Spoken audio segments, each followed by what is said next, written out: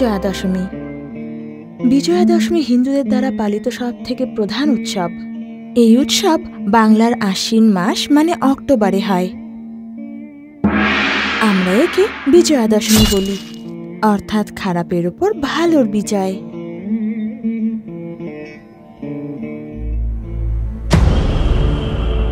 অনেক সময় আগে একটা রাক্ষস ছিল, মহিষাসুর, যার অর্থ জঙ্গলি মহিষ। বলশালী হওয়ার সাথে সাথে ওর 3 লোকে রাজ করার ইচ্ছেও ছিল।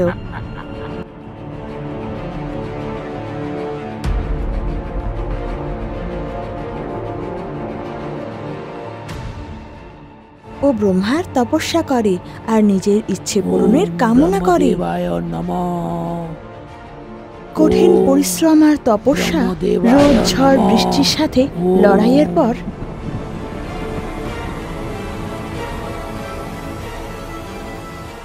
ব্রহ্মাজি প্রকট হন আর ভগবানের কাছে বরদান চায়, যাতে ওকে কেউ হারাতে না পারে, যাতে ওকে কেউ মারতে না পারে, আর কোনো পুরুষ যেন লড়াইয়ে জিততে না পারে।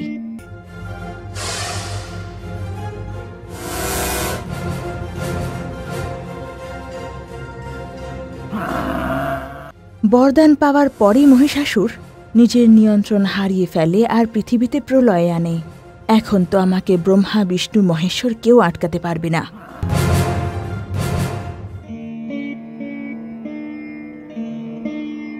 তারপর বিকল্প বের করা হয় মহিষাসুরকে হারানোর। বিকল্প একটাই ছিল, যাতে কোনো স্ত্রী ওকে মারে। এই জন্য বলশালী এবং শক্তিশালী মহিলাকে পাঠানো হয়।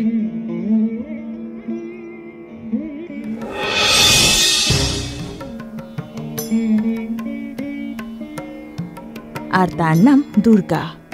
তাকে অস্ত্র দিয়ে সাজানো হয় আর 2টো নয় 10টা হাতে যুদ্ধ করতে পাঠানো হয়।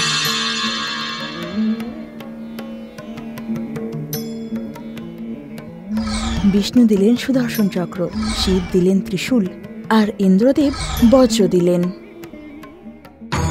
মহিষাসুর যুদ্ধ করতে প্রস্তুত ছিল। ও দুর্গার উপর 1000 সৈন্য নিয়ে আক্রমণ করে।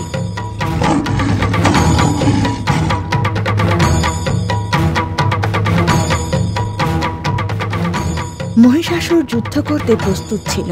ও দুর্গার উপর 1000 সৈন্য নিয়ে আক্রমণ করে এবং স্বয়ং কখনো নিজের সিংহের রূপে, বা কখনো হাতির রূপে লড়াই করে, বা কখনো জঙ্গলি মহিষের রূপ ধারণ করে। কিন্তু দুর্গা তার সৈন্যকে ছিন্ন ভিন্ন করে রেখে দেয়। আর 9 দিনের লড়াইয়ের পর মা দুর্গা মহিষাসুরের বধ করেন।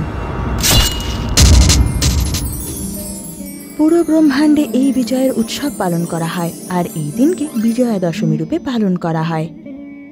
9 দিনের লড়াইয়ের জন্য বিজয়া দশমীকে নবরাত্রিও বলা হয়। বিজয় প্রাপ্তি 10ম দিনে হয়, তাই জন্য একে দশেরাও বলা হয়। মা দুর্গা এবং তার সব অবতার আর রূপকেও পূজা করা হলো।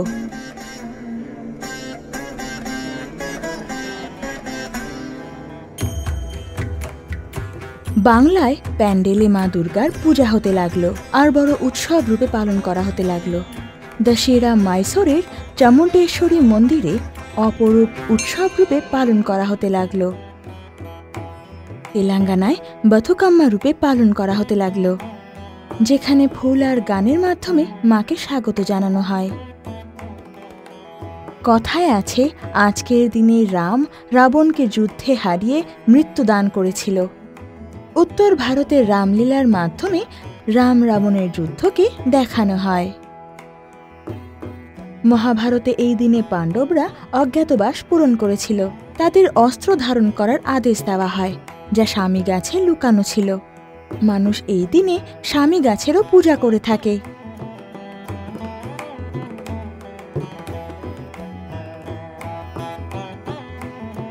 আপনারা কি জানেন যে আমাদের মধ্যেই ভগবান আছে আর আমাদের মধ্যে রাক্ষস আছে? যদি আমরা অন্যায়কে নিয়ন্ত্রণ করি, ন্যায়ের পথে চলি, তবে সেই দিনই বিজয়া দশমী হবে। আর এটাই বিজয়া দশমীর মূল কথা।